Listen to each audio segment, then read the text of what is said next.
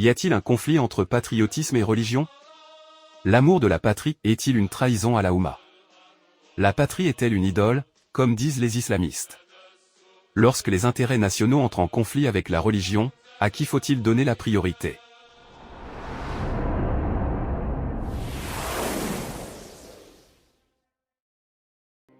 Avec l'avènement de l'islam, la première Jama'a musulmane était aussi une nouvelle entité politique. La nouvelle religion était un nouveau nationalisme. Le prophète, que la paix soit sur lui, était à la fois un chef spirituel et un chef politique, un prophète et un dirigeant. L'intérêt politique et celui religieux étaient mêlés et fondus. Les versets du Coran étaient à la fois une écriture sainte et aussi une sorte de constitution et loi suprême de l'entité politique nouvelle. La foi était synonyme de patriotisme et la piété synonyme de loyauté. L'hypocrite qui ne faisait pas la prière était un traître au groupe, et le traître au groupe était un hypocrite mécréant, le fidèle croyant et le citoyen loyal ne faisaient qu'un.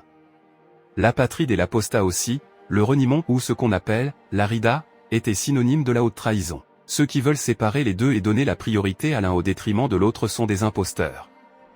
Et ce parce que l'homme n'a qu'une seule conscience, et la même conscience ne peut pas être bonne et mauvaise à la fois. Celui qui est mauvais patriote est nécessairement un mauvais musulman.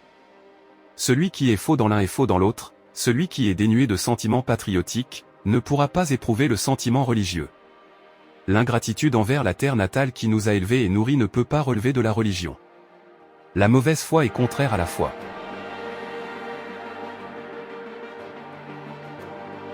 Après la mort du prophète, que la paix soit sur lui, la Jama'a musulmane s'est scindée, et une séparation entre le politique et le religieux s'est opérée. Le conflit entre les Mouhajirines et les Ansars était un conflit entre Mécois et Médinois. Ça veut dire un conflit politico-géographique, et donc nationaliste. On est passé de la nation musulmane aux patries islamiques, du simple au multiple. Ces deux factions musulmanes défendaient chacune ses intérêts politiques. Avait-elle tort? Comment agir lorsque les intérêts politiques entrent en conflit avec les intérêts religieux? La réponse simple et logique est que c'est l'intérêt politique qui prime, et c'est la religion qui le dit. C'est le prophète, que la paix soit sur lui, qui nous l'enseigne, quand lors du pacte d'Al-Hudaybiya, il avait renoncé au premier pilier de l'islam qui est la shahada, en plus d'une sunna qui est la umra, en contrepartie d'une trêve politique avec l'ennemi. Pourquoi ceci est logique? Parce que tout simplement le sol prime sur la plante. La plante de la religion a besoin d'un territoire stable, pacifique et fertile pour exister. La religion a besoin d'une patrie pour atterrir et fleurir.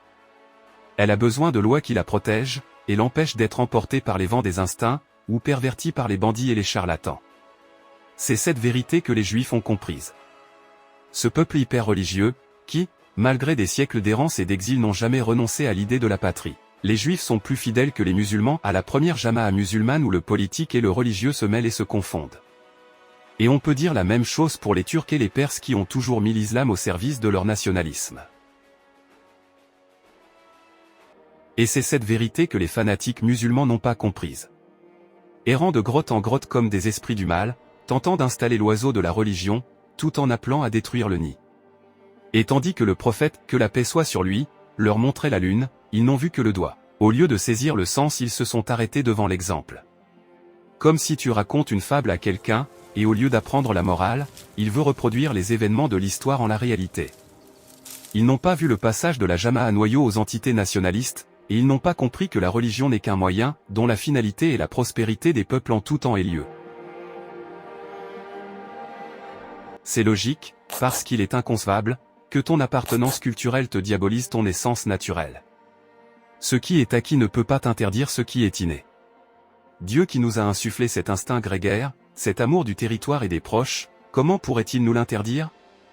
C'est logique, parce qu'on ne peut pas sacrifier l'organique pour le spirituel, le capital pour le gain et les racines pour le fruit. Et donc, aux corbeaux qui veulent châtier le Maroc par le fouet de l'islam, et nous sommes de sacrifier nos intérêts pour un ailleurs donné. On leur dit que leur fausse piété ne peut plus cacher leur vraie traîtrise. Et qu'au moment où ils veulent se montrer comme des défenseurs de la religion, nous, on ne voit que des lâches, des vendus, des vassaux, des démons creux et amers. On leur dit que la vraie spiritualité doit passer par le patriotisme. On leur dit que les valeurs ne s'opposent pas, le patriotisme ne peut pas être en conflit avec la fraternité religieuse, et l'amour divin ne peut pas être une excuse pour la haine des proches et de soi. On leur dit que ce n'est pas la religion qui veut nous imposer l'aliénation ou la dénaturation, mais c'est votre nature basse et servile, que les barbes et les sermons ne peuvent plus cacher.